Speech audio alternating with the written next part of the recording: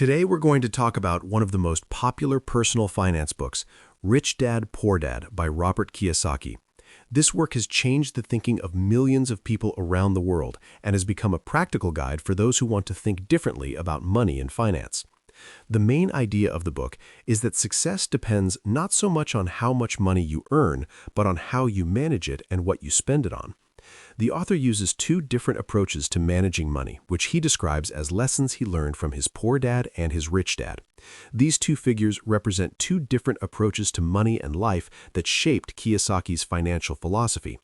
Today, we will examine the main ideas of the book and illustrate them with real-life examples. Poor Dad, Rich Dad. The first chapter of the book sets the stage for all subsequent lessons by contrasting the thinking of two dads, Poor Dad, Robert's biological father, and Rich Dad, his best friend Mike's father. These two approaches to life and money became the basis for Kiyosaki's financial philosophy. Poor Dad is the image of the average person who believes that a stable job with a good salary is the key to financial well-being.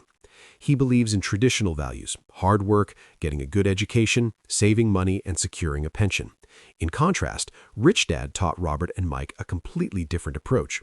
For him, it was not so much education that was important, but rather the ability to manage money and create assets that would generate income even when he was not working.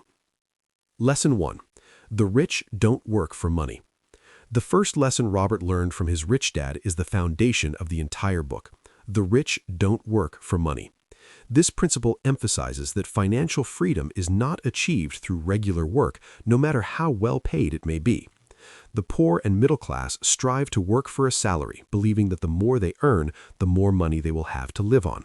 But the problem is that the more they earn, the more expenses they have, and they fall into the so-called rat race, a constant cycle of work and spending. The rich, according to Kiyosaki, strive not to increase their income from work, but to create assets that generate income regardless of their daily activities.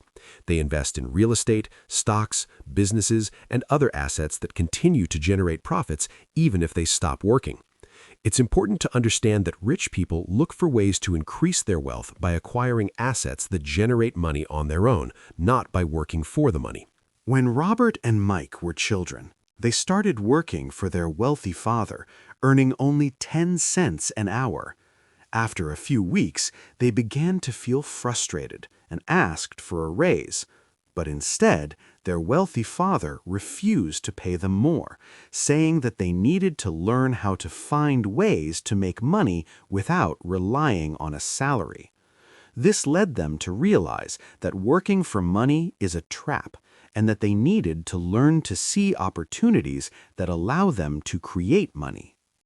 One day, the children noticed that many adults were throwing away old comic books that could still be of interest to other children.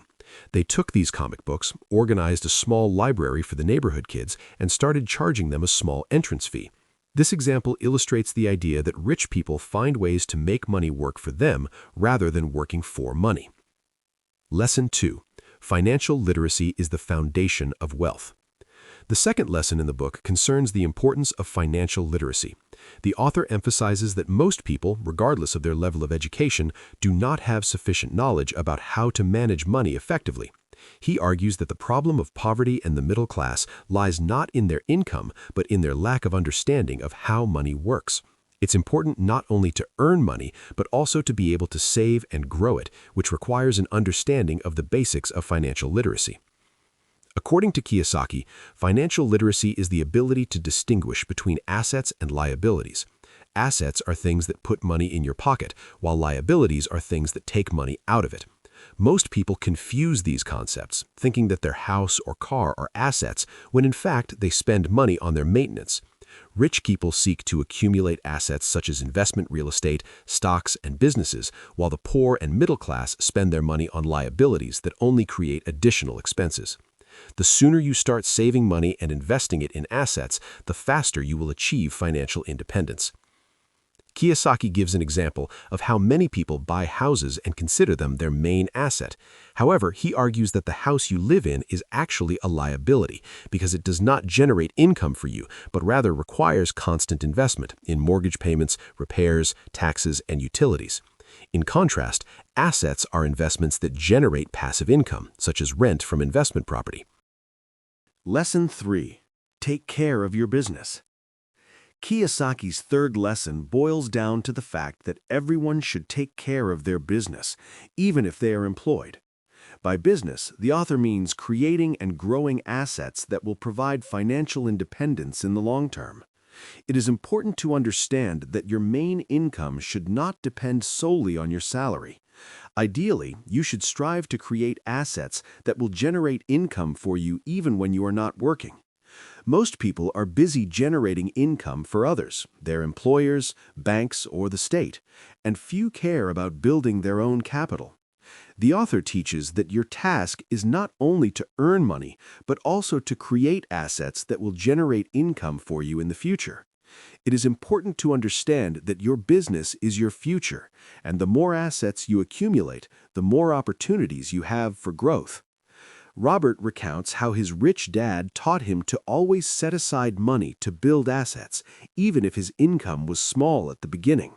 For example, instead of spending his money on expensive cars and houses, he advised investing it in stocks, real estate, or businesses that would eventually generate passive income. This lesson is especially important for those who are used to relying solely on their salary. Even if you have a good job with a high income, it does not guarantee you long-term financial security. Remember that a financial crisis can strike at any moment, and you could be laid off or suffer an injury that prevents you from continuing to work. In that case, you will lose your main source of income and have nothing to replace it with. Lesson 4. The history of taxes and the influence of corporations. The fourth lesson is about understanding taxes and how rich people use corporations to minimize their tax liabilities. Kiyosaki argues that rich people understand the laws and use them to their advantage, while the poor and middle class often pay more taxes than they could simply because they don't know how to manage their finances effectively. Historically, the author argues, taxes were introduced to force the rich to share their income. However, in practice, it is the middle class that has ended up being the main taxpayer.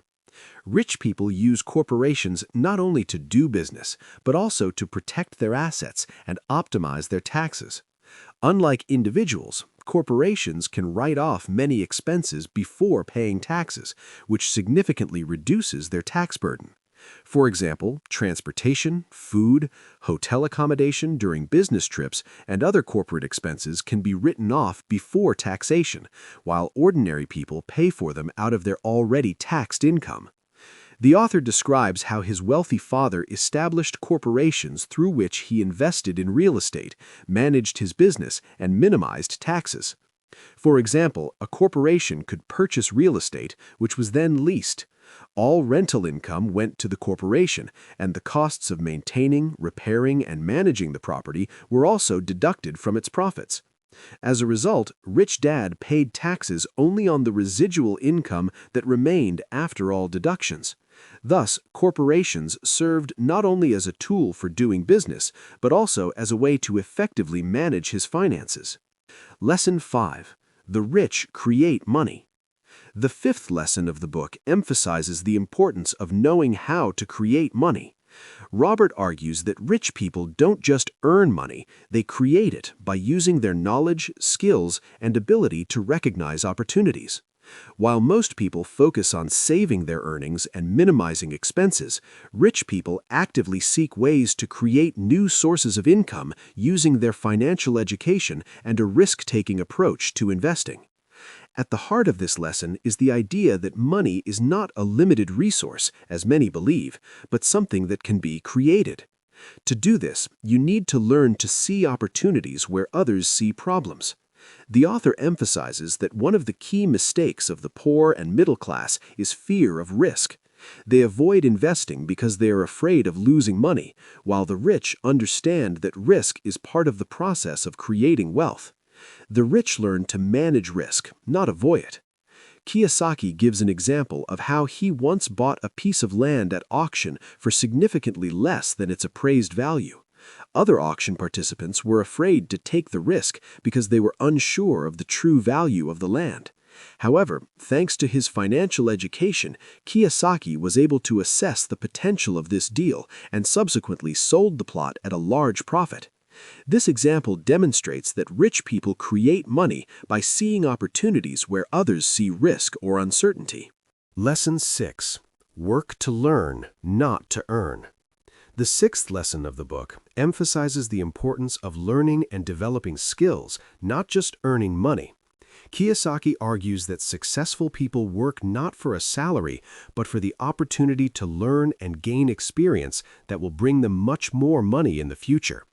He believes that to achieve financial success, it is necessary to develop a wide range of skills, especially in finance, marketing, sales, and business management.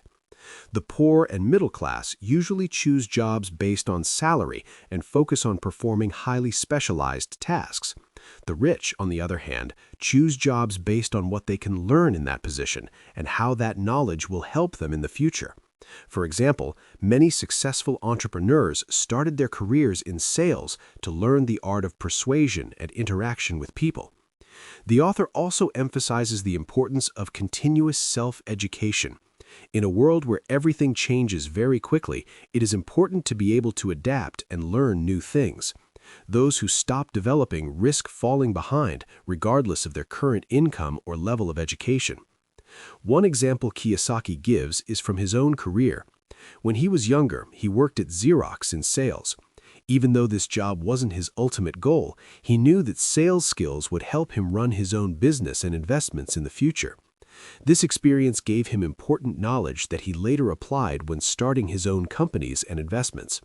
Instead of striving for a higher salary or promotion, he focused on what he could learn in that job.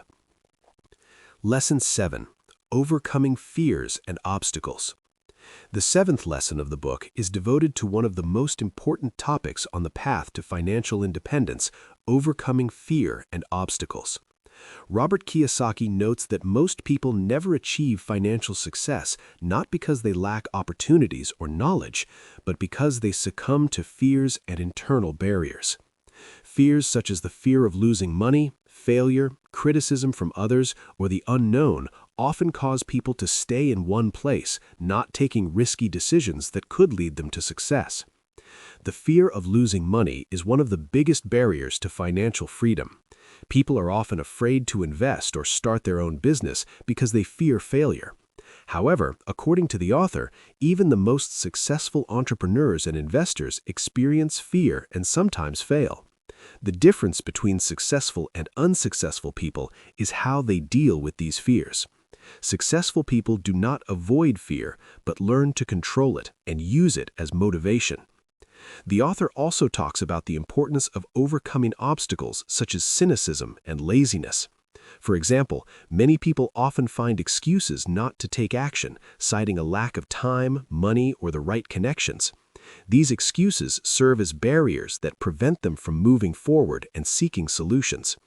To achieve financial success, it is necessary to overcome these barriers and learn to see opportunities even in situations where others see only problems.